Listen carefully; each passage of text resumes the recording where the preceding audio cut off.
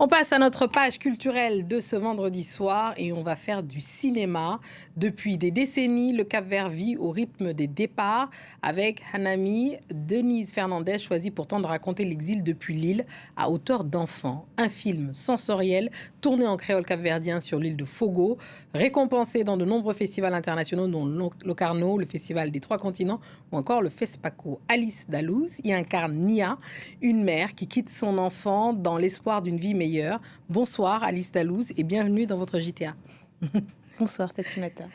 Alors, dans ce film, vous incarnez Nia, je le disais, une jeune mère qui quitte son bébé pour immigrer. La réalisatrice, Denise Fernandez, elle ne filme pas le départ, mais surtout les conséquences de cette absence sur plusieurs années. Qu'est-ce qui vous a convaincu d'accepter ce film ? Qu'est-ce qui m'a convaincue d'accepter ce film ? Enfin, je pense que c'est tout bêtement le fait de tourner dans son pays. Avec une réalisatrice capverdienne, il y a très peu de films qui ont été faits au Cap-Vert. Il y a des îles qui sont beaucoup plus culturelles que d'autres. Mais c'est inouï un jour de pouvoir, en tant qu'actrice, retourner comme à ce qui nous est cher, à notre propre essence, à l'origine de mes parents. Et je crois qu'au bout d'un moment dans une carrière, la mienne qui est très très jeune, c'est comme même peut-être viscéral au bout d'un moment de faire ce chemin-là. Et ça a été même c'est un grand mot, mais peut-être un chemin spirituel de le faire au bout d'un moment. C'est vrai. Ouais. Et dans ce qu'elle a dit, quand vous avez lu le scénario, de voir que le point de vue était inversé, est-ce que ça vous a particulièrement marqué, notamment tous ces personnages? Il y a beaucoup de personnages jeunes, filles, justement, dans le film. Je sais pas si j'ai bien compris votre question, mais c'est une histoire qui est très étrangement, qui m'est très très pas commune, mais que j'ai entendu, que je connais du Cap-Vert. J'ai l'impression que c'est quelque chose d'assez universel au Cap-Vert. Le fait de laisser son enfant et de venir, et même ce truc qui est pas nommable et que je voudrais pas nommer, mais bon, je vais le faire, c'est peut-être plus simple, mais qui est comme une sorte de dépression postpartum, mais c'est beaucoup trop simple de dire ça que par là. Mais oui, c'est une histoire qui m'a beaucoup qui m'est comme connue du Cap-Vert. Donc c'est aussi ça, c'était cette universalité-là que je voulais raconter. Et cette poésie à l'écran. Ah oui, cette poésie est très présente dans le film. Le Cap-Vert est un film qui est souvent... est un pays, pardon, qui est souvent raconté à travers sa diaspora. Oui. Ici, le film adopte le point de vue beaucoup plus rare. C'est de l'enfant qui reste sur l'île, je le disais, pendant que les adultes partent. Il y a cette inversion du regard aussi, du fait que ce sont les enfants qui, eux, racontent avec ces moments totalement suspendus de jeu, de cache-cache, etc.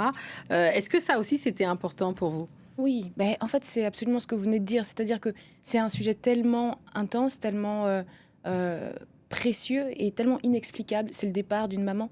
Et vu par les yeux d'enfant, c'est-à-dire à hauteur d'enfant, c'est fou de pouvoir raconter ça. Et du coup, je pense qu'il y a aussi quelque chose qui se met, c'est que on ne peut pas juger l'acte.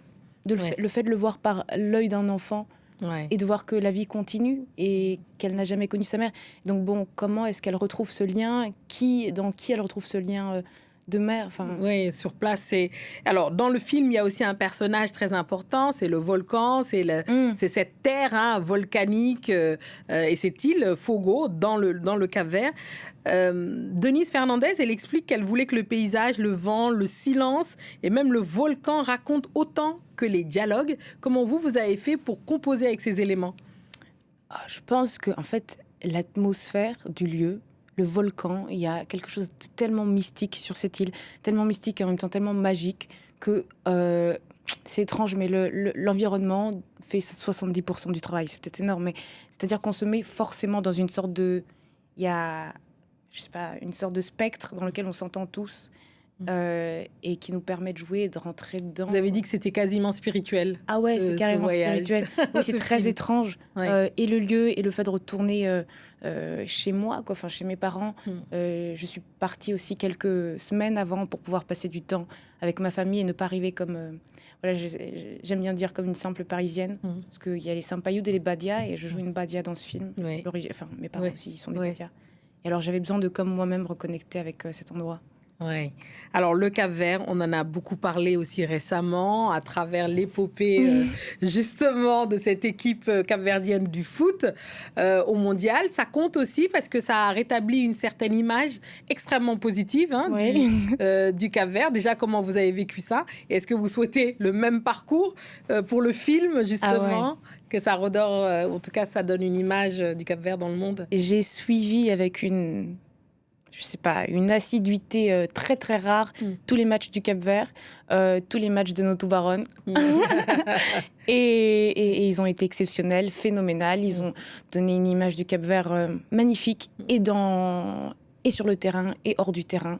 Et je suis très contente. J'ai vu un truc très fou, qu'il y avait comme 800% d'élévation des recherches pour le Cap-Vert. C'est incroyable. Ouais, c'est fou. Bah ouais, c'est amplement mérité. On souhaite la même carrière. Et je le souhaite. Hanami, bravo. Merci beaucoup d'être venue dans le JTA Alice Dalous pour nous parler de ce film. On vous souhaite tout le meilleur pour la suite de votre carrière et j'espère que vous reviendrez nous parler de ça sur France 24. Merci beaucoup. C'est la fin de ce journal. Merci à tous ceux qui nous ont suivis partout dans le monde. Et ce soir, forcément, de Fogo à Paris, en passant par Praia, parce qu'il y a une capitale dans ce pays. Voilà. Et restez avec nous car l'actualité continue sur France 24. Il paraît même que ça ne s'arrête